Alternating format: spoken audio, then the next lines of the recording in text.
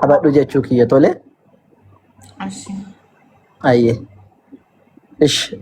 Egaa amantaan keenya amantaa Rabbiin subhaanahu wa ta'aalaa nuuf jaallatedha. Jechuun dhaabbata ofiiti namni dhaabe tokko miti. Fakkeenyaaf dhaabbanni garaagaraa ni jiranii dhaabbata garaagaraa jalatti amantiidha jedhanii kan dubbatan hin jiranii. Keenya dhaabbata osoo hin taane amantii Rabbi ofii isaatii nuuf kenne jechuudha. Rabbiin subhaanahu wa ta'aalaa Qur'aana isaa keessatti boqonnaa shanaffaa keessatti lakkoofsa 3 irratti waradiitu lakumul islaama diinaa jedhe. Islaamummaa isiniif jaalladhee jira jedhe amantii islaamaa. Wayyaree jennee yeroo nun of gaafannu akka gaaffii nutti hin taaneef lakkoofsa 19 irratti immoo gadi siqee inna diinaa jedhe amantiini inda Allah biratti islaamummaa qofadhaa jedhe. Taada amantiinoo islaamummaa Rabbi biratti si birattu islaamummaa qofa jechaa jirta. Warri kaanoo eessa dhaqu jennee gaafa gaaffii nuti gaafannee gaaffii sanaaf deebii akka argannuuf immoo maal nuun jedhe achuma gadi siqee lakkoofsa 85 irratti waman yabtaghi ghayra al-islaami diinaa jedhe. Namni amantii islaamaan ala amantii biraadhaa barbaade falan yuqbala minhu jedhe. Fudhatama irraa hin qabu jedhe laal. Amantii islaamaan ala amantii biraa namni barbaade yookiin amantiidha jedhee namni qabate irraa fudhatama hin qabu jedhe Rabbiin subhaanahu wa ta'ala. Ammoo warri sunin warri amantii biraa dhiisanii kabraa ammoo qabatan kuni guyyaa dhumaa sana yookiin guyyaa qiyaamaa sana maaloodha jedhe warra honga irraati jedhe. Honga beeyta warra harka duwwaa hafe jechuu warra khasaaran jechuudha afaan Amaarifaatti. Warra khasaaran Amaarifaanis khasaaruu jedhama. Jarri warra khasaaranidha jedhe. Taadhaa egaa Rabbiin subhaanahu wa ta'ala warra khasaarani jennaan Yahudaa fi Kiristaannoo nutu jannata gala nuun jedhu akkam goonaa jennaaniin Rabbiin boqonnaa 2ffaa keessatti immoo maal jedhe dhugaadha. Yahudaaf Kiristaanni Yahudaa taatan malee jannatan galtan isiniin jetti. Kiristaannis Kiristaana taatan malee jannatan galtan isiniin jetti jedhe Rabbiin boqonnaa 2ffaa keessatti. Ammoo kuni hawwii keessanidha jedhaani. Hawwiidha malee Kiristaannis jannatan galu Yahudaanis jannata hin galu jedhiini. Jannatan galu jedhitittime kun hawwii keessanidha jedhe. Egaa hawwii isaaniiti erga ta'eeti nutoo warri muslimootaa jannata hin gallaa jennaa Rabbiin subhaanahu wa ta'ala Qur'aana isaa keessatti maal nu jedhe boqonnaa 22 lakkoofsa 12 irratti akkasuma boqonnaa 47 lakkoofsa 14 irratti maal jedha Rabbiin jedhe Allahin yudkhilu alladhina amanu warroota amananii ni galcha isa jannaatiin jannata keessa تجري من تحتها الأنهار خالدين فيها جنة نمو جلشيتي بشان لجين أفريات تاتي كيسا ربي سبحانه وتعالى جنة كان جرى قال شاجر تادا جنة كان كيسا قم جران جنان خالدين فيها جد بربران أتشي كيسا جراتو جد جنة سنة كيسا بربران جرانا إيه تولي ور كريستانو فين جد أنو ور من تبراو يسرقو جنة ربي سبحانه وتعالى إن الذين كفروا من أهل الكتاب والمشركين في نار جهنم خالدين فيها جد وروني كريستانوتا وروني كادن مشركون ورجل منس مشركة جتشو ربي برتكم براقم ورجبرنيس في نار جهنم أبدا جهنم كيس قالني خالدين فيها أتش كيس بربر أنجرات أجد أولئك هم شر البرية جر أمة فقطوا رجل ربي سبحانه وتعالى نتيم جي كنافوتي نمني إسلام ما فرته نمنا من تي إسلام ما قباته jannata gala jechuudha. Taada islaamummaa kana dheengadda Nabi Muhammad tu fidemo. Eessaa fiddani waa'ee islaamummaa keessanii dingata nam tokko tokko Nabi Muhammad sallallahu alaihi wasallam eeguma jarri dhufanitti islaamummaa waan dhufe itti fakkaata. Islaamummaan biyya Arabaa keessaa waan kee fakkaata. Lakki islaamummaan biyya Arabaa keessaan kaane islaamummaan abbaa keenya Addaamirraa kee. Abbaa keenya Aadam yookaan Addaamirraati kee jechuudha. Rabbiin subhaanahu wa ta'ala Qur'aana keessatti maal nu jedha? Ilmi namaa hundumtuu muslima ta'ee dhalataa jedha. Boqonnaa 30 lakkoofsa 30 faarratti muslima ta'eedha dhalataa nuun jedhe. Muslima ta'ee dhalate jechuun Rabbiif ajajamaa ta'e. Muslima jechuun ajajamaa jechuudha. Banagaraachin lai taazaash lageetaa hullama namsattuu mittaazaz waaqaaf hunda qaamaa qalbii isaa kennee ka isaaf jala butamu jechuudha. So Addaam Rabbiif butamaa ture Rabbiif butamaadhaa ture jechuudha.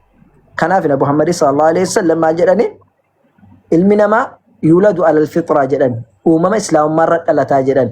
فأبواه يهوداني أبوتني سانتي يهودا تايساني أو ينصراني يوكا كريستانا تايساني جد مالي كان جرد لالتن مالي جناني إسلام مرة لالتني تولي أكستانا نوح فمال تراني جنان نوح عليه السلام quraana keessatti nooh ni beekta. Nooh jechuun warra kiristaanaati. Nuuh jennaan nuti ergamaan jalqabaa ilma namaatti ergame isa jechuudha. Amma gaafa dhufee nuuhi galutti namni hunduu muslima ture. Erga nuuhi booddeedha namni muka dhagaa gabbaruudhaa jalqabee karaa gara bahe malee jechuudha. Nuuhin kuni ani muslima jechuudhaan dubbata jechuudha. Fakkeenyaaf quraana keessatti boqonnaa 10ffaa lakkoofsa 71 irratti maal jedhaa? Ummata isaati yaa qawmii jedhe laa as'alukum alayhi min ajrin. Ani bar mindaanaa kafalaa isiniin hin jedhu. Akkuma nama siin si waamaa jiru kana mindaanaa kafali jedhee si waamaa hin jiru nama.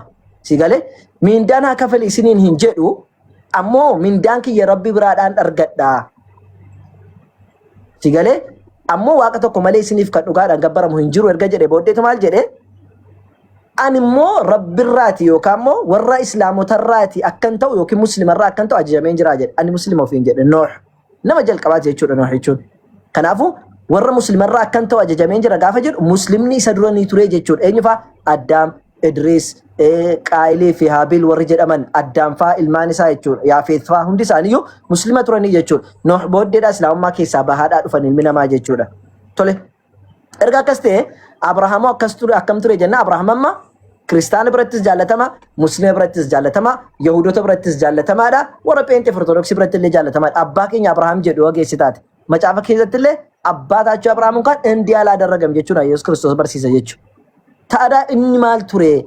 Inni kiristaana ture yoo jenne Rabbiin Quraana keessa deebii nuu kenna. Banagaraachin laay amantii kiristaanaa kan jedhu wangeela keessa hin jiru.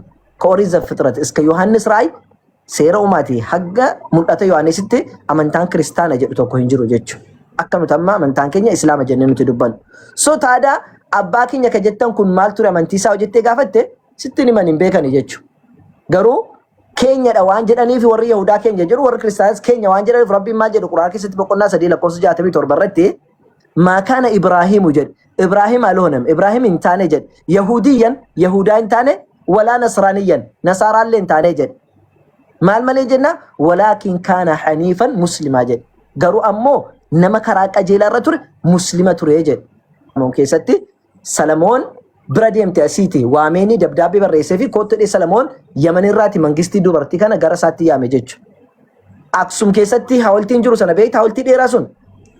Banagaraachin laa warri kiristaanaan beeku inni qaama saalaa dhiiraati jedhaniiti kan jarri amananii warri kiristaanaa maaliif jennaan intalli kun seenaa isaa asuma sitti mee darbaa gaaf tokko maal jettee dhayxee isa dogongorsuuf jetteen Salamooniin mangistiin kun gurfaa biraa isaaf kennanii ni jennaa isa dogongorsuuf jecha isa bira dhayxeennaan na biran dhufiini lammata yoo na bira dhuftee jedhaan innis beekaa mana itti hojjetetu jira nyaata ashiboon itti baay'eetu kennaafi jedhee namoota ajajeen si galee nyaata sana nyaachisee isheen bira dhufteennaan na biran dhufiini lammata na bira dhufteedhaa jennaan an sin dhiisutti gaafatamaan ta'u jedhee isheen kana nyaattee halkan qixxee bishaanis dheebottee galgala bira dhayxee achumaan wajjin wanteedhan jechuun ilmi Minilik meeqaffaa kan jedhamu mucaashiiti jedhanii amanu warri Itoophiyaa.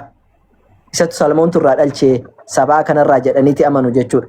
Kanaaf qaama saalaasaa tuustaa godhachuudhaaf yookiin immoo mastaawashaa godhachuudhaaf jecha hawaltii kana Aksum keessatti dhaabdee jedhama jechuudha. Kun seenaadha. Warra kiristaanota ortodoksii sirriitti beeku kana sirriitti jechuudha.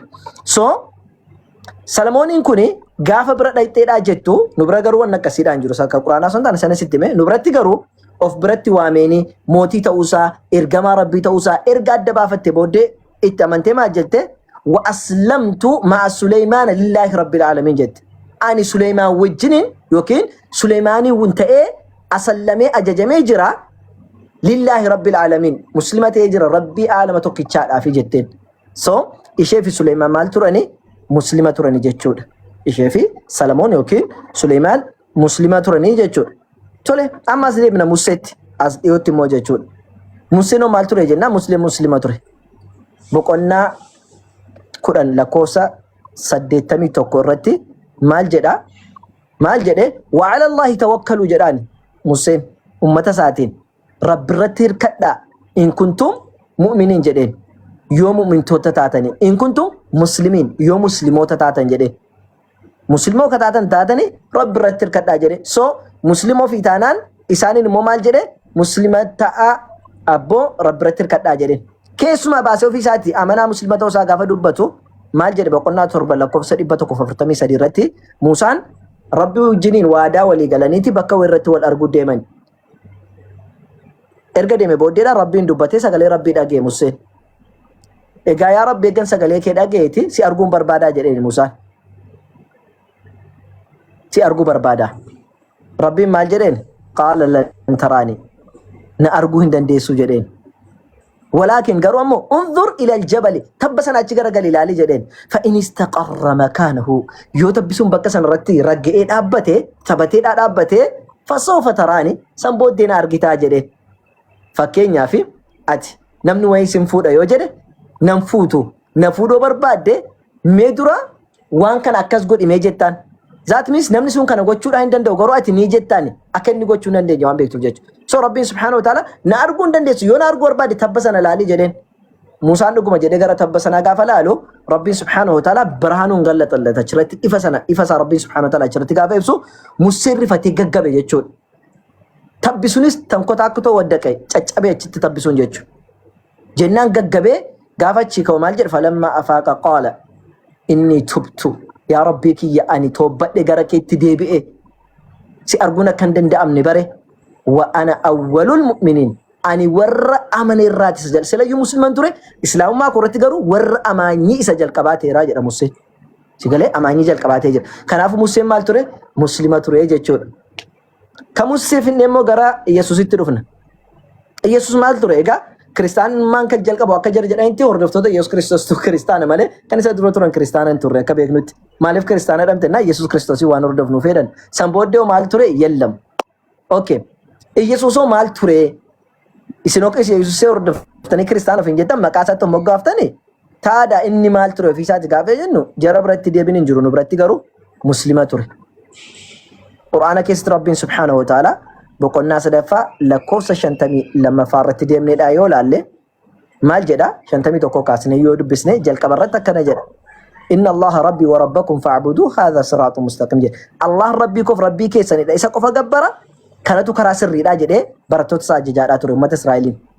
Allah qofaaf sagadaa isa kadhadhaa kanatu karaa qajeelaadha jedheen tole sanboodoo jennaan falamma ahassa Ciisaa minhumul kufra gaafa Ciisaan alayhi salaam barattoota isaarraatti kidatan baay'ee gizee yeroo irraa itti dhagaame akka jarri kaada yeroo irraa baroo qaala man ansaarii ila Allah eenyutu amantii kana amantii rabbi kana eenyutu tumsaadhe gaafateen barattoota isaa 12 nahnu ansaar Allah ndi akkam nu gaafata yaa Yesuus nutu tumsa malee tunu jirru eenyutu darbee dhufe amantii kana tumsaa jedhanii garuu ammoo washhad ragaanuuf bahe jedhan bi annana muslimuun nuti muslima ta'uu keenya ragaanuuf bahii jedhaniin taada barattoonni isaa nuti muslima ta'uu ragaanuu bahe jedhan Yesuus Kiristoos otoo musliman ta'ee ofii muslima ta'uu ragaanuu bahe jedhuun yaa ibbaalam hin jedhamu otoo biltsiginnaa ta'uu keen baramiin inni biltsiginnaa ma'uunan ikkoo iwwaqillin hin jettuun mootummaa bira dhaabbatte ofii paartii biraa taate jarri mootii isaanii ergamaa isaanii nabiyyi isaanii bira dhaabbataniitu muslima ta'uu keenya ragaanuu bahedhanii allaqa muslima turanii jechuudha. So erga jarri muslima turaniiti nutis muslimoota taanee dhalannee islaamummaarra jirra. Islaamummaa Nabi Muhammadii miti ka fide jechuudha.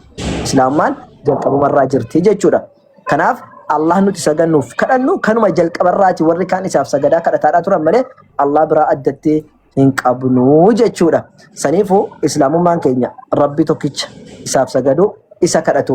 Erga isa beekanii booddee akkuma beekamu kadhannaan saganni akkaataa qaba. Seera qaba wanti hundumtu. Biyya lafaa kana irrattu seera qabda akkaataa itti jiraattu. Biyya deemte keessa seera qabda. Mana madaamee hojjetamu keessa seeratu jira. Biyya kee keessatti seeratu jira. Nam tokko islaamummaa keessa erga seene immoo seera mataa isaa qabaata jechuudha. Islaamummaa keessatti seeratu jira. Gaafa namni muslima ta'edha jedhe inni jalqabaa waa shan dirqama akka irratti ta'e beekuun dirqama. Sana keessaati tokkoffaani silaa ashhadu an laa ilaaha illallah wa ashhadu anna muhammadan rasuulallah. Namni dhugaadhaan ka gabbaramu Allah tokkicha malee hin jiru. Nabi Muhammad ergamaa Rabbiiti. Iyesuusis ergamaa Rabbii fi gabrija Rabbiiti. Namni jedhe dakhala aljanna jedhan ergamaa Rabbi sallallahu alaihi wasallam jannata seenee jedhan. Si galee jannata seena. Kanaaf nam tokko muslima erga ta'e kan amanee jennaan jannata seena jennaan alhamdulillah wanti ka biraanu barbaachisu tokko hin jiru. Garuu ammoo itti aansuudhaan sagaduun dirqama. Addi kee, harki kee, fuulli kee rabbiif gajjechuun dirqama. Ilmi namaa namaafuu sagadaadhaa jira. Rabbii nama uumee fi rabbi addunyaan kun harka isaa keessa jiru gajjedhanii sagaduun ammoo kabaja malee intini mee salphinaa miti. Nama namaa sagadutu salphina. Namni rabbiif sagadu garuu kabajaadha jechuudha.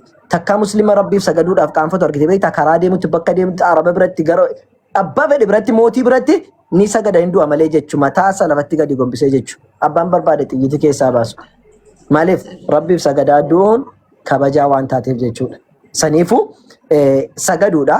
Erga sagadeen salaata booddee immoo soomatu jira.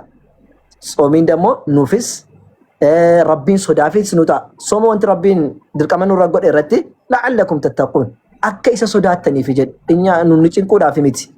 Warruma akka kana dura irratti sooma akka Musee irratti, Yesuus irratti, Abrahaam fa'aa irratti akkasuma Daawud irratti sooma dirqama goone isin irratti sooma dirqama goone jirra. Ammoo wanni dirqama gooneef akkana sodaattaniif maaliif jennaan ilmi namaa yeroo quufe bahee wal gaanaa oola jechuudha. Nama quufe soo argiteeti karaa irratti zim jedhee nama anchi qayyoo minaamin jedhee si gootota shaarbii keessa irratti gootaa maal jedhaa mini lishaan xagbo koono gabtoo shaan sila xaggabano. Fedhii isaa namni gaafa zim jedhee akka harree nyaataa oolu fedhii isaa tokko xaxxoratuu hin danda'u jechuudha. Fedhii baay'ata.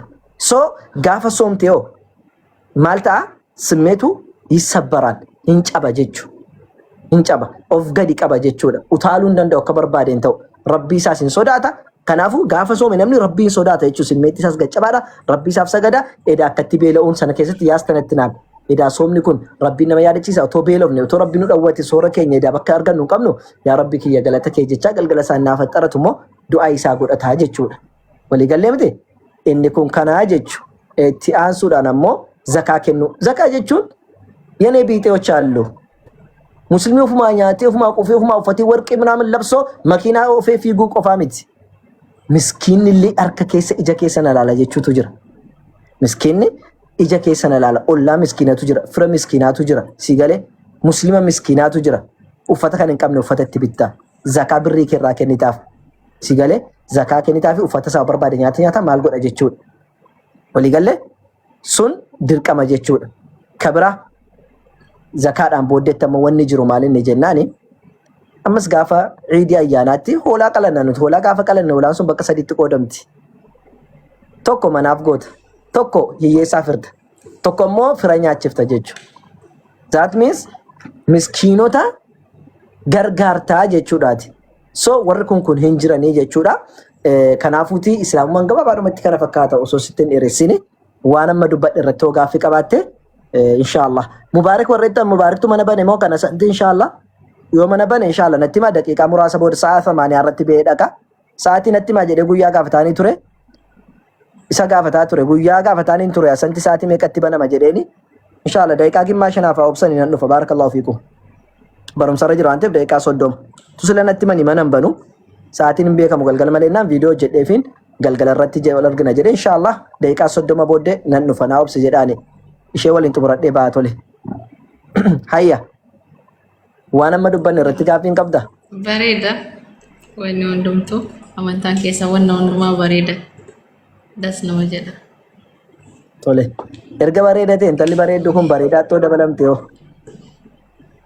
Inshallah. Inshallah. Eenyumaan argita keessatti. Inshallah yoo rabbi jedhe. Biiznillah. Tole. Gaaffiin qabdu. Kalas gaafiin qabu. Yeroo banti kalas na barsiifta wanna hafes wanti jiru wanta tokko hafuun oolu na barsiifta. Ayi waan afumaatis meeshinii na godhi kaa waan si keessatti hafan hin beeku waan of keessaa baafte malee.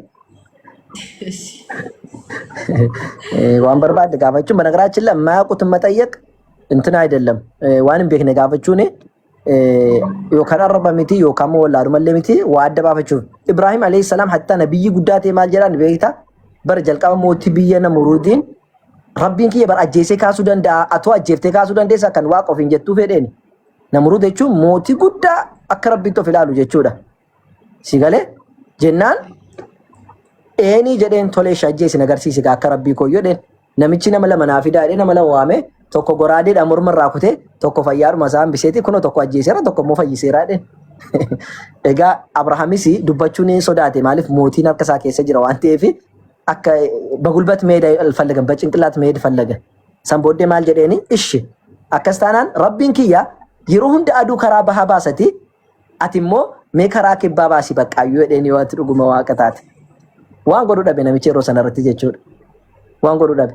Mootii moo mo'anne sammuudhaan ganaa takaraakaruurra sammuu moote baaseen agarsiisne. Dhumarratti garuu maal jedhe waa'ee gaaffii irratti sii kaase irratti Ibrahim deebisee rabbiin gaafate silaasitti rabbiin koo ajjeesee ni kaase dheekeeti dhaqee rabbiidhaan maal jedheeni. إذ قال إبراهيم يرو إبراهيم جدو يا نبي محمد صلى الله عليه وسلم أتي أجبتني كاست إجابة ربين دبسه قال ولم تؤمن جد ربين ما يا إبراهيم إنما أنتم جنان لك نأمن جدين قال ولم تؤمن جنان نأمن ولكن قرامو ليطمئن قلبي كي ينافى ترجعاتو في جدين نافى ترجعاتو فكينياف أبا مناك كسجالة بيك تقرأ فان مسارة أجي ودت ودنيا لمن من جتاني بر يودد شكون لمن نومتي قلبين كي نجار أراجل فتوه مدة الناس اللي ربنا وبربار جارتياتهم مشينا كجالة تبيكوتي توجيني عليه شوي بلوي تأيكاتا لمن أكك أمن لبكي نساء قم نساتي ترجعاتو جتشو سو أكو مكان الناس لكي قافته أكك قلبين كنا ترجعاتهم ماله أني نأمن أجدين سو أتليو قافي في تلي قافته ركود أمتي ترتاري اللون لما رجعات نونجي ليلا نجار يدلم ويدمو لما رجعات سنيفو قافيني وني دامتي جتشو كوتي أكسي إن شاء الله دي تاب قد عفيتي بارك الله فيكم يا جماعة تاب قد نتيجة والنسر ديم نوف نمرة وبرباتشا ميتي ታይማችንም ወስት የምናደርገው እዚህ ያው ስራ ጨርሰን ምን ብለን ከዚህ የምናገኘው ነገር የለም።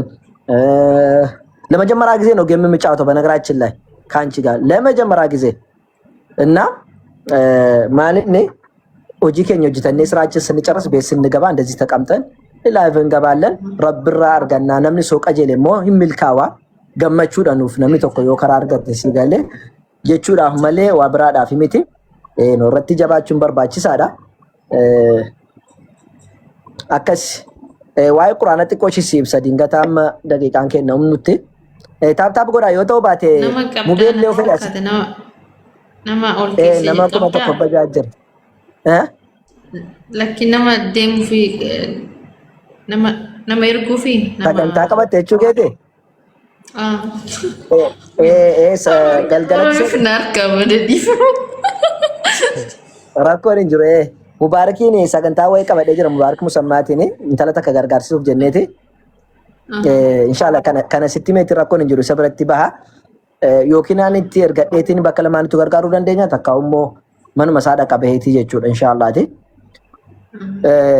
waa'ee quraanaa qofa siif meetiin inshallah rakkoon hin jiru deemna yaa quraanni nuti itti amannu quraana jechuun matsaafa nuti akkasiin baannu quraanni keenya samiirraa bu'ee jenna samiirraa gaafa jennu rabbi biraatii nu dhufe jenna zaat miis waraqatuma kanatu baatamee dhufe jechuudha miti በሰዓቱም ወረቀት የሚባል ስላልነበረ ማለት ታዲያ ምን ነበር ጀናል ወረቀቱ ሶንታኔ በንግግር ጀቻን ቁርአን ኩን ረብራ ዱፈ ጀቹ አከምቲ ዱፈ ጀናል መላእክታ ገብርኤልን ነብይታ ገብርኤልቱ ንብረትስ ገብርኤል ዳው ካ ጅብሪል ጀናል ገብርኤልቱ አኩማ ኤርጋ ማርያም ራፊዴ ገራ ረብራ ፊዴ ማርያም ኢትማዳ ቱሬ ጀቹዳ አኩማ ለዘካሪያስ ኢትማዳ ቱሬ ኤርጋ ረብ ፍራፊዴ ነብዩ መሐመድ ኢትማዳ ቱሬ ቁርአን ካን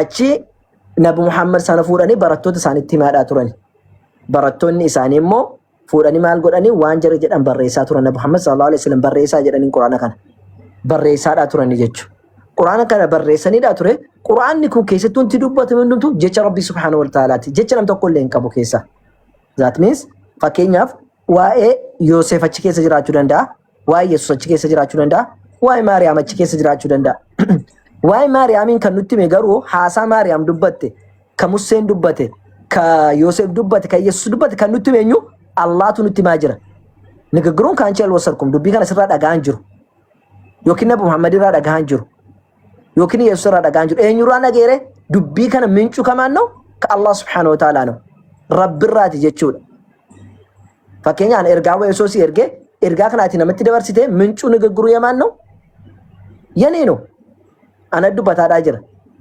ተካውሞ አኒ ነመ ወይ ጅኒን ከናሶ ተደገሰ ዮኪን ካንሲፋና ሰው ዳጋኒ ጆሌ ነዘለ ጅርቱ ዴመኒ ኦሶ ዋዱበተኒ ወንቲ ጀር ዱበተን ኩን ዱቢ ኤኙቲ ሆጀራን ካንሳኔ ኦሶን ታኔ ካንኮቲ ካን ጀር ዱበተን ገሩ ዱቢን ዱጋ ከነ ጀረ ሰነቲ ሜኙ ነመ ኢትሜ ከነ ጀቹ Kanaafuu Qur'aanni kun Rabbi subhaanahu wa ta'ala irraa fuudhamee kan nutti himamedha. Keessa kan kijibni tokko hin jirre, kan keessatti wal dhabbiin tokko hin jirre, Rabbi subhaanahu wa ta'ala waan wal dhabuun dubbatu. Qur'aana keessatti wanti hunduu tokko. Qur'aanni kun bara baraan jireenya meenuu ilma namaati. Nam tokko makiinaa oofuudhaaf meenuu mataa isaa qaba jechuudha. Jireenya keenya achi keessatti ilaallanna sana malee deemuudhaan hin dandeenyu jechuudha. Namni xayyaaraa oofu tokko meenuu ittiin oofuu qaba jechuudha kan laallatee ittiin deemu jechuudha. Qur'aana kanaan laallanneedhaa deemna. Waan Qur'aanni nuun jedhe hunda ni goona, waan inni dhiisaa jedhe hundallee ni dhiifna jechuudha. Egaa kana fakkaataa inshaallaati hin badiini. Inni ganaa nyaale sagantaa waan hin qabuuf malee inshaallah silaallee waan baay'ee walirraa baranna. Yoo Rabbi jedhe boru wal agarra. Biizinillah. Rakkoon qabu. Inni jira yeroo hunda rakkoon qabu. Galatoomii.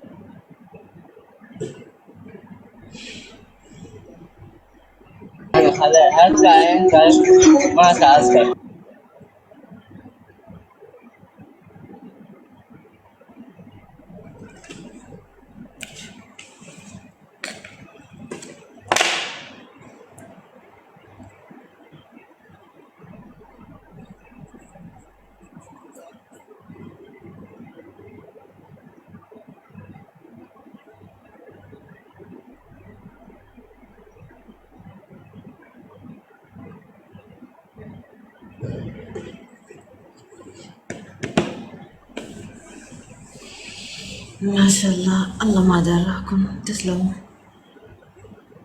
قالتوا ما ورد افتني تابتبنا قوتن قفتروني كتب قالتوا ما نام سكن الله thank you